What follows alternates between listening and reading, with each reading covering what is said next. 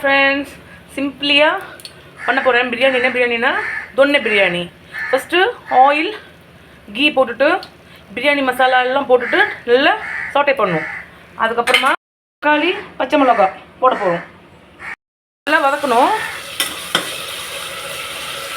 இப்போ நான் இதில் என்னென்ன போட்டு கிரைண்ட் பண்ணேன்னா ஒரு கப் ஆஃப் ஒரு கப் இவ்வளோ மின்ட்டு, அப்புறம் கொத்தமல்லி, பச்சை மிளகா, அதுக்கப்புறம் கொஞ்சம் ஆனியன் 2 நல்லா இப்படி பேஸ்ட்டாக பண்ணியிருக்கேன். அப்புறம் இஞ்சி பூண்டு பேஸ்ட் ரெடியாக இருக்குது. இப்போது நம்ம பேஸ்ட் பண்ணியிருக்கோம்ல அதெல்லாம் இதில் போட்டுடலாம்.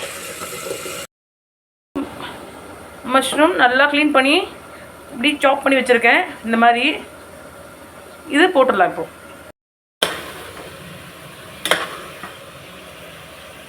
மஞ்சள் தூள், அப்புறம்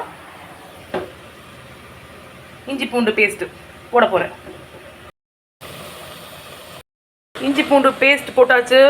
அப்புறம் டர்மரிக் பவுடர்லாம் போட்டாச்சு. நல்லா வதக்கணும்.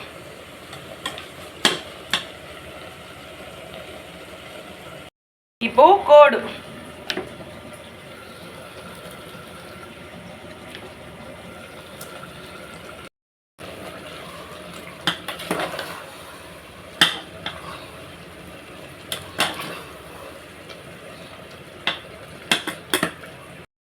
இப்போது கரம் மசாலா அதையும் போட்டு நல்லா வதக்கலாம்.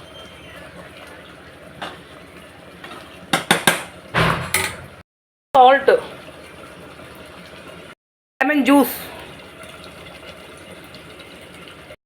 இப்போ நல்லா மஷ்ரூம் நல்லா குக் ஆகிட்டே இருக்கு.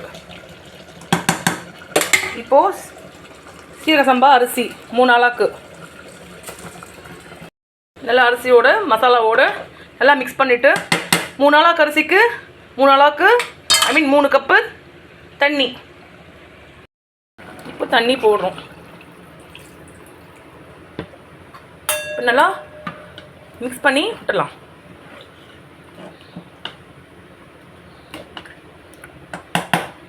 கொஞ்சம் நல்லா தண்ணி நல்லா அப்படியே ஸ்டீம் ஆகும்போது குக் ஆகும்போது டக்குன்னு எடுத்து குக்கரில் மூடி ஒரு விசில் போதும்.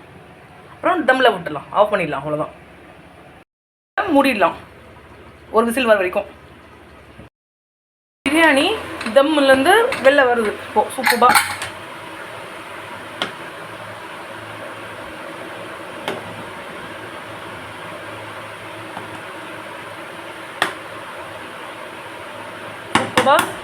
ரெடி ஆகிடுச்சு. என் பேபிக்கு கொஞ்சம் பன்னீர் 65 பண்ணணும். சூப்பராக பன்னீர் ரெடி ஆகிட்டுருக்கு. பன்னீர் ஃப்ரை, அதுவும் டெலிஷியஸ் தொன்னை பிரியாணி, பன்னீர் ஃப்ரை, ராய்த்தா. ஸோ எப்படி இருக்குன்னு சொல்லுங்கள். இதே மாதிரி ட்ரை பண்ணி பாருங்கள். ஓகேவா? சூப்பராக இருக்கும். Take care.